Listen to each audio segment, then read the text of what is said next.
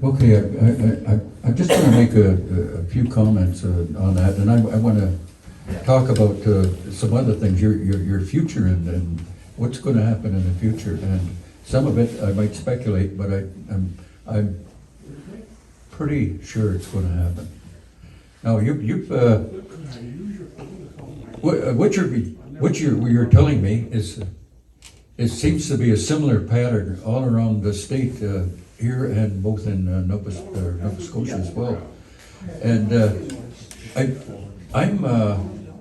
I'm convinced that your provincial system is really back in the dark ages yet. Your criminal justice system. Because I told the last time I was in court, I told the judge, I says, look, I says, you don't have the authority to even to hear this case. And I said, these are the reasons why. I said, you're not a state. I said, you're just simply just an administrative unit of the federal government. That's all you are. And I said, the Mi'kmaq Nation, they are a state.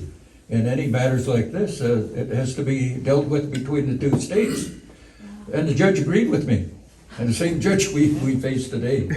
But he's in a quandary. He knows he doesn't have the authority to hear this.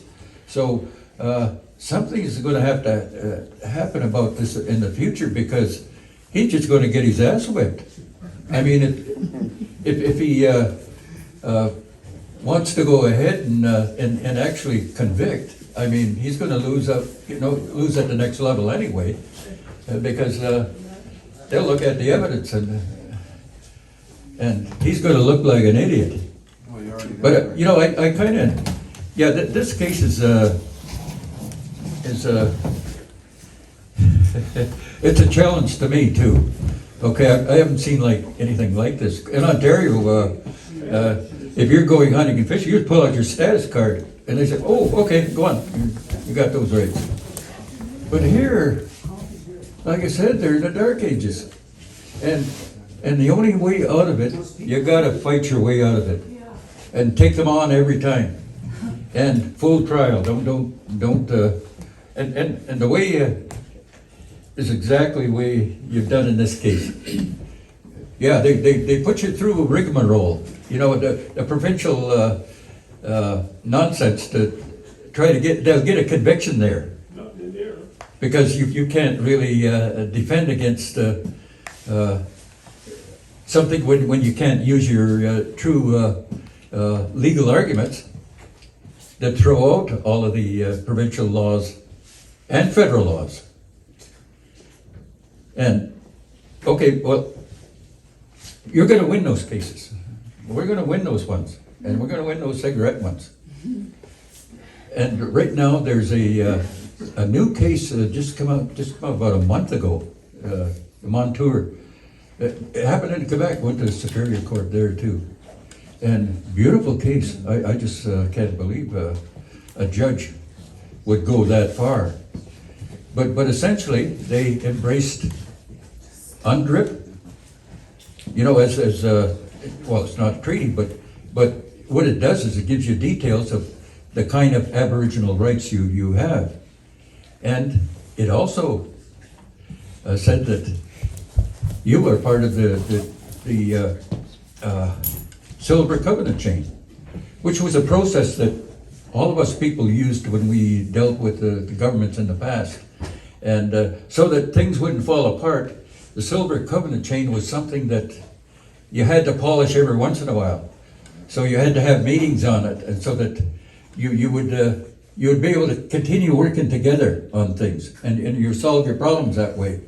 And it was something that if you have opposing sides, you sit down until you work out a solution so that everybody accepts it. And that was the Indian way. That was how we made decisions. Okay, one other good thing about this is the court case says you all have the right to economic development, but that's an overall thing. So they can't charge each one of you out of that. They've got to they got to go after your leadership. So these things are, nobody's used them, and a lot of people haven't even read this stuff yet.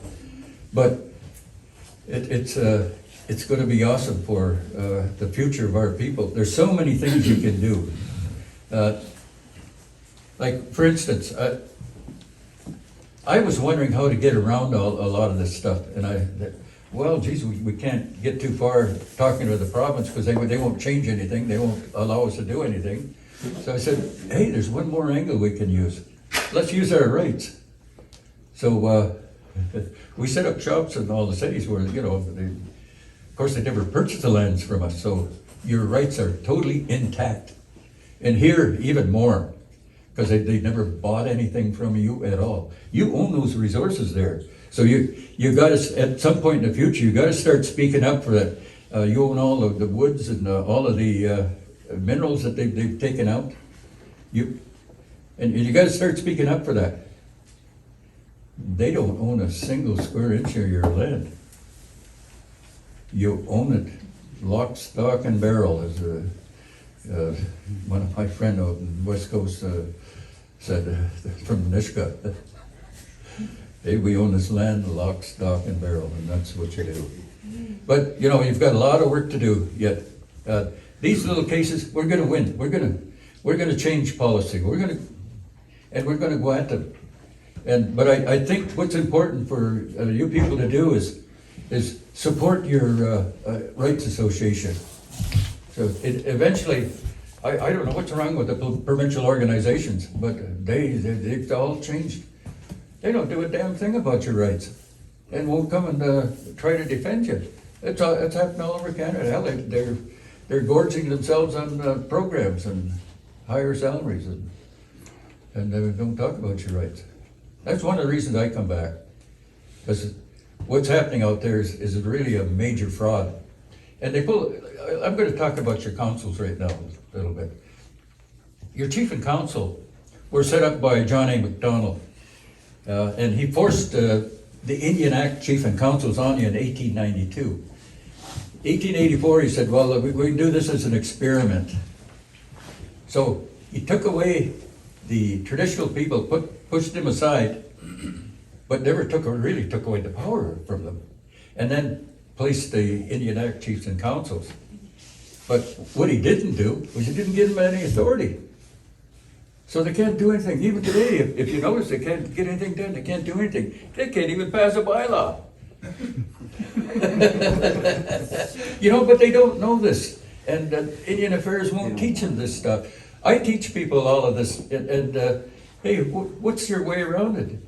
You really want to have power? You want to really take control of the economy of your people? You do it through all the people. Your authority for your treaties, all your rights is in each and every individual one of you.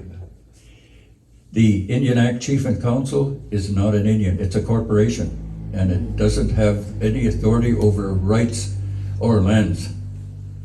They're really in a bind. They don't know how to get around it. I know the government's trying to think and trying to give them an extra little Indian Act, but it's still Indian Act.